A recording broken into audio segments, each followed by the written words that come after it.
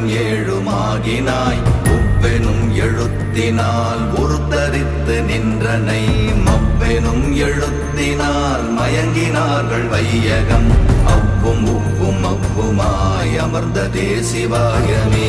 ஓம் நமச்சிவாய ஓம் ஓம் நமச்சிவாய ஓம் நமச்சிவாய ஓம்.